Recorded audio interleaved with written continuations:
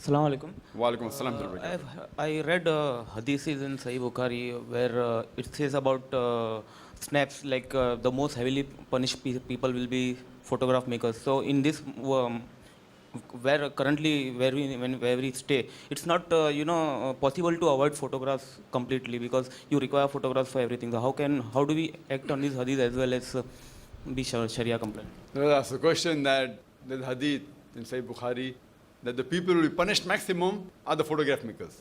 And today in this world we cannot avoid photography. Therefore, how do we reconcile the hadith? Whether there's nothing that you cannot avoid photography, but the interpretation, the translation of hadith is wrong. What the hadith says, the person who makes a tasveer, the musawwir, the person who makes a tasveer, he'll be punished. Now, what is the meaning of a tasveer is to be understood. At the time of the Prophet, photography wasn't there. So there's a difference of opinion between the scholars whether the prohibition is on photography or other thing. There's one group of scholars, for example, who say that photography and videography both are haram. For example, Sheikh Nasruddin Albani, he was a great scholar of the last century of hadith and a muhaddis. He says that still photography and videography both are haram, according to his understanding. The fatwa of Sheikh bin Baz, he says that still photography is haram and videography is permitted. Sheikh Utaymi, his fatwa is that as long as it doesn't go outside the fold of Islam, within the purview of the Islamic Sharia, still photography and videography both are allowed. Now all these three great scholars, the great scholars, and they're the authentic scholars, alhamdulillah, and we respect all. But Allah says in the Quran, فَاسْأَلُوا أَهْلَ الذِّكْرِ إِن كُنتُمْ لَا تَعْلَمُونَ, in Surah Nahl, chapter 16, verse 43, that ask the person who knows. So these are great scholars of hadith, but photography is a science. And what they say that since the Prophet said, tasveer is there, and today in Arabic, for photography also the word tasveer is used. But at the time of the Prophet, photography wasn't there. So what scholars say, because tasveer is mentioned, and today the word tasveer is used, photography, therefore photography is haram. See, the language keeps on developing. So we have to first try and identify what was prohibited in Islam. That's more important rather than the word, what it meant that time. So since that time photography wasn't there, you cannot say for sure that the word tasveer means photograph.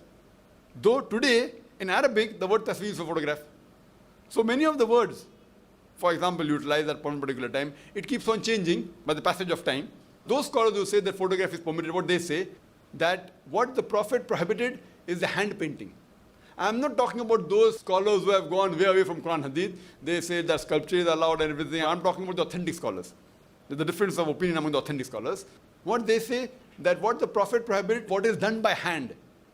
And the Hadith says that a person who makes a tasweer, makes a painting, Allah will ask him on the day of judgment that put life into it. But naturally they can't. So making a picture, a painting of these living creatures like animals and human beings is prohibited. What happens in photography is nothing but a reflection which is preserved on paper. Prophet Muhammad, he never prevented the Sahabas to look in a reflection in the water while combing their hair. He never prohibited them to look in a mirror. So looking in a mirror where reflection is there is not prohibited. In photography, the reflection is preserved. So scholars say that photography per se is not haram. But if you use photography for wrong things, like idol worship is haram. Using photography for obscenity, for pornography is haram. Using photography making a big blow up of person, like Amitabh Bachchan, Gavaskar putting in a drawing room, that leads to idol worship is haram.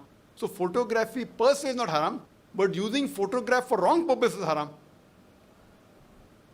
So there are scholars, like Sheikh bin Baz, who say that still photography is haram and videography is prohibited.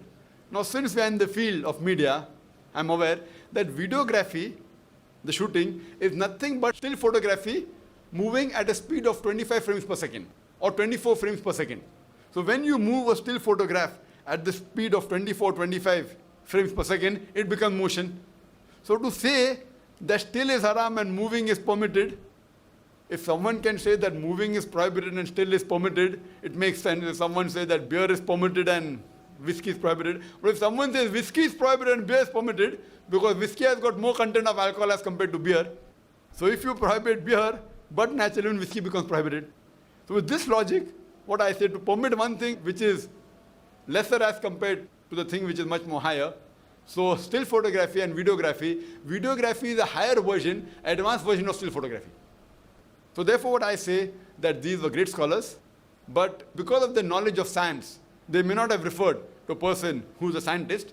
I believe more with the fatwa of Sheikh Utaimi, who says that still photography per se is not haram. And he says that on certain occasions, which is permitted in Islam, it's allowed. Otherwise, normally making blow-ups is haram, or keeping big blow-up size photograph of great personalities that leads to idol worship is haram. So I agree more with scholars like Sheikh Utaimi.